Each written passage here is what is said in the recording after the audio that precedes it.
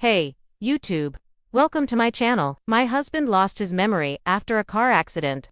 At first, I thought it was because of the trauma he experienced. He couldn't remember anything from before the accident. When I told him that he had been in a bad accident and his loving wife was by his side, his eyes widened in surprise. Wife? Oh, who are you? I was shocked. This man was looking at me like I was a stranger. I told him again, I'm your wife. He thought about it for a moment and then asked, are we married? Then it hit me. My husband didn't know that we were married. He didn't know that we had a 5-year marriage. He didn't know that he had a son or a daughter. The doctors say he can't remember me. They say there's no hope of him remembering me. But I'm not giving up. I visit him every day and I will continue visiting him even though he doesn't recognize me. He lives in a care facility. Because he also can't take care of himself. He needs people to help him with everything. He can't even remember how to eat. He needs people to feed him and to make sure that he chews. It breaks my heart to see him like this, but I do my best to be strong for him and I try to remind him that I am his wife. The doctors say that if he is left alone without any stimulation, he will revert to his state before the accident, so I talk to him for hours every day. I tell him stories about us, about our lives together, about our children. Sometimes he seems to like it.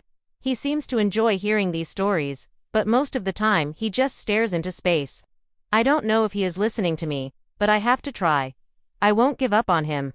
After a month, he started reacting more to what I was saying. Sometimes he would reach out his hand and touch my arm. When I was telling him something about a special moment between the two of us, I was so happy to see that he still had some feelings towards me, towards us. And then one day he said something that broke my heart.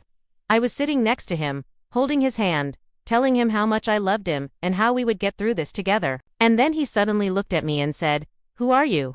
Who is this baby you're talking about? I was confused. You were just calling her the baby, I said. I am your wife. You called me that just now. He looked at me for a moment and then said, oh, I must have dreamed it. I wasn't convinced, but I didn't want to argue with him, so I just nodded my head and continued telling him how much I loved him. But later that day, I heard him calling another woman baby. While they were talking, I couldn't believe it. How could he call another woman by that name? I rushed into his room and saw him holding hands with a woman I had never seen before. She was smiling at him and he was smiling back.